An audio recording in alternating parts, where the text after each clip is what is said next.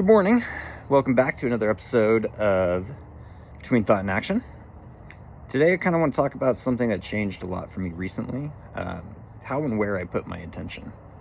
In the last episode, I talked about catching your thoughts and learning how to replace your fears with gratitude. But this is kind of the next step, or at least what the next step was for me that came after that. Because once you start catching your thoughts, you realize something else pretty quickly. Your attention has been going somewhere always. And if you're not consciously choosing where it goes, someone or something else is choosing for you. And that realization shifted everything for me. This past month has been pretty surreal. Honestly, it's hard to even explain. It almost feels like a lucid dream when I try to reflect on it. Because something shifted for me. Before that shift, this was what my life looked like. I'd set 4 alarms in the morning. I'd snooze all 4, be in that urgency rush mode, right? But I'd still, the very first thing in the morning, what I'd do is I'd grab my phone. I'd immediately check it. Maybe there's a notification, Facebook, Instagram, whatever. Something small, that's all it takes. Because before you know it, now you're doom scrolling. You're not doing what you should be doing potentially in that very moment. And it wasn't just the morning. That once again followed me throughout the day. The urgency, the feeling behind, and also any free moment I had, filling the silence with outward unimportant things like Facebook posts or Epstein files, or things that I just have zero control over. And at the time, it felt like stimulation. It felt like I was engaged. It felt like I was doing something. But underneath that, there was frustration. There was anger. There was stress. I didn't fully see it then, but looking back now, that stimulation was just a distraction from what I actually needed to face. My attention span isn't the best, or wasn't the best. It's pretty good now. I thought it was my ADD, like if something wasn't stimulating, really holding my attention, I couldn't keep my focus on it for more than 30 minutes, and that was me giving my best effort to do so. But the bigger thing I noticed now is that I didn't really have any internal silence anymore. There was no space. There was, not because silence was uncomfortable, but because there was no room for it. I didn't have room. My mind was constantly being filled, and not just with noise, but with emotion. The Epstein files were, to put bluntly, just fucking disgusting.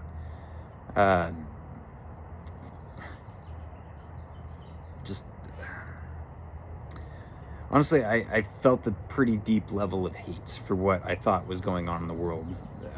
And then you had the war of Iran on top of it all. It just started to consume me.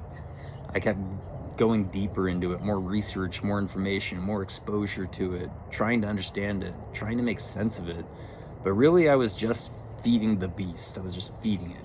And that became my silence. Not peace, not stillness. Just more depth, more consumption, more weight. Over time, I didn't really recognize myself anymore. I was just angry all the time, internally, all the time. And it started to create distance, even between the people that I care about the most. Because some people didn't see the things the way I did, and others, it felt like they didn't even want to look. They just wanted to bury their head in the sand, and to some degree they almost were right to do so. But you can't be ignorant, right? You got to be aware of what's going on so you can be prepared for the worst case scenarios. Obviously, we're going to hope for the best, but you got to be prepared for the worst.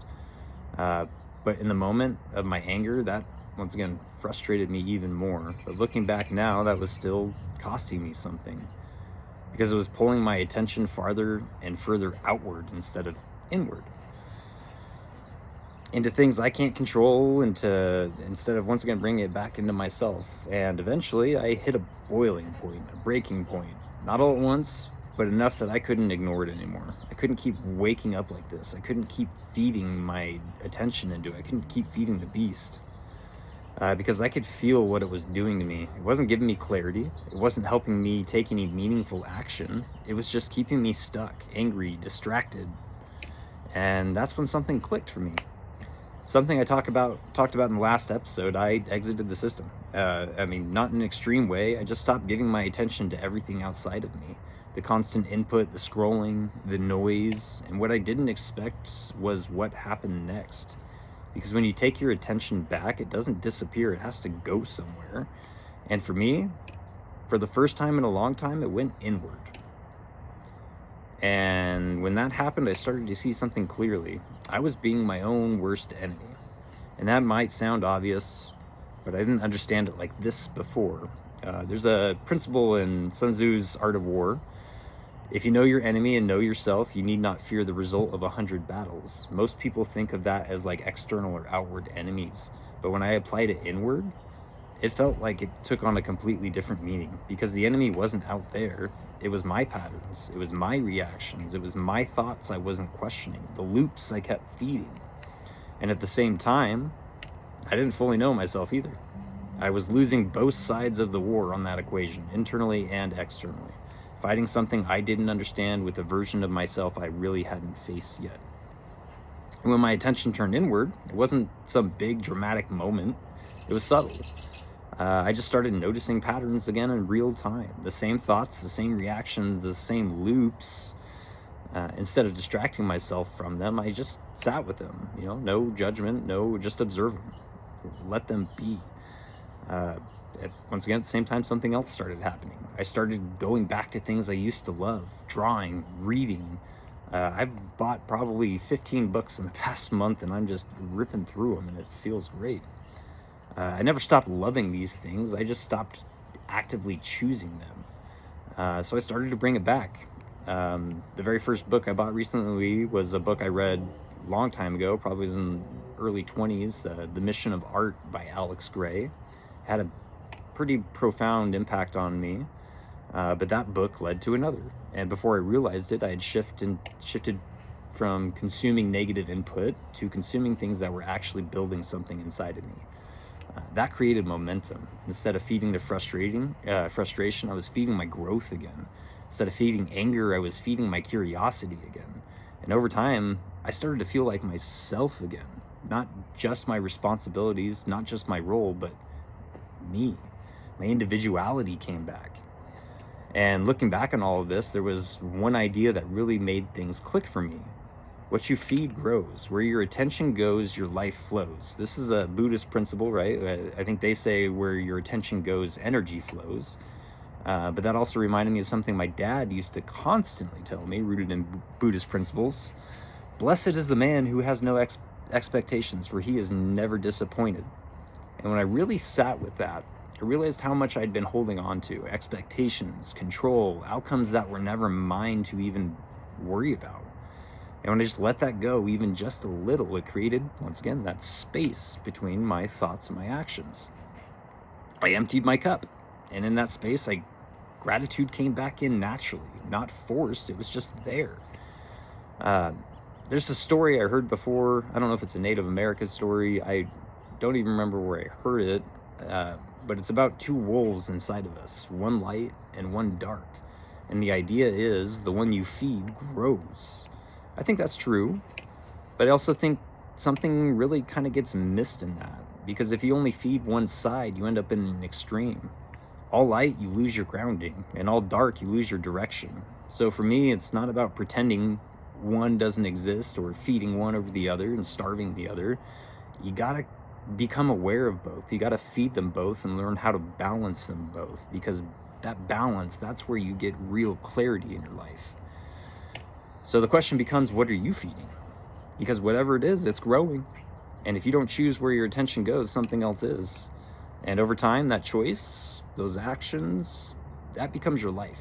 This is why I believe some people think they've lost control of their life. But what they've really lost, or what they really never even really learned to do, is how to use that space between these moments. Once again, I talked about this just recently, where your attention goes, life flows. This isn't my idea. Like I said, it's a Buddhist principle, but it's even bigger than that. This is a pattern humanity has been pointing over and over at for thousands of years. Christianity talks about it in the book of Matthew. I think it's like 6:20, 6:21 to 6:23. Buddhism talks about it in that exact phrase, like I said.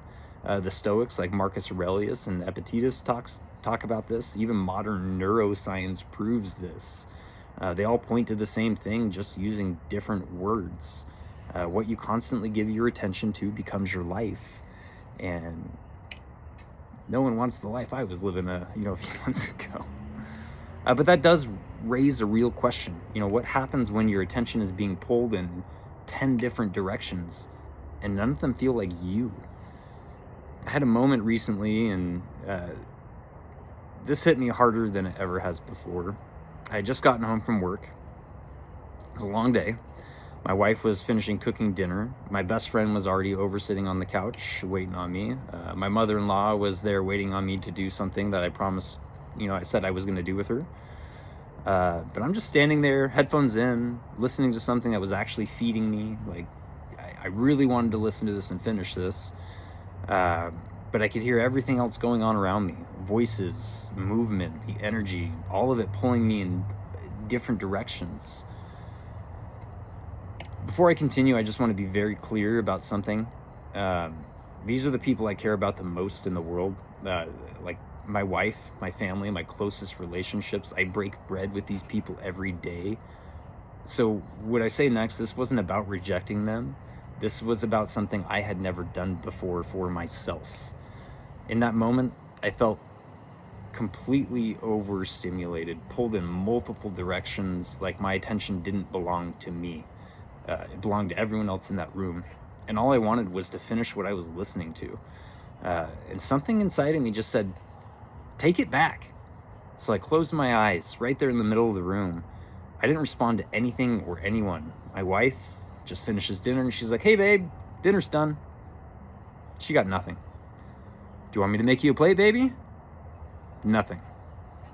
Mother-in-law comes in, she's like, hey, Michael, I'm ready. Nothing. My best friend comes over after kind of seeing all this happening because he's on the couch, and he's like, are you okay, dude? But he comes over jokingly, trying to get a reaction out of me. Stillness. Nothing. I could feel it, the tension in the room, the shift in the energy, the confusion, maybe irritation, maybe concern. Are you okay? What's going on? And at first I felt the resistance internally, like my internal thoughts started firing. What are they thinking? This is weird. I should probably respond to them, but I didn't move. And then something happened that I've never experienced before. The noise in my head just faded, and what was left was just pure stillness, a stillness I have never experienced in my life before. That's one of the things that changed everything for me. And keep in mind, the love in my heart for the people in this room, that never went away. That was fully there, completely intact in the middle of all of this. I wasn't withdrawing, I wasn't disconnecting, I just was no longer being pulled. And the tension in the room stopped owning me. What replaced it was one of the most, like I said, liberating feelings I've ever experienced in my life. Tantamount to pure happiness. It felt like I let go, and while still holding all of the love and care and everything that was important to me in my heart at the same time. And in that moment, something clicked.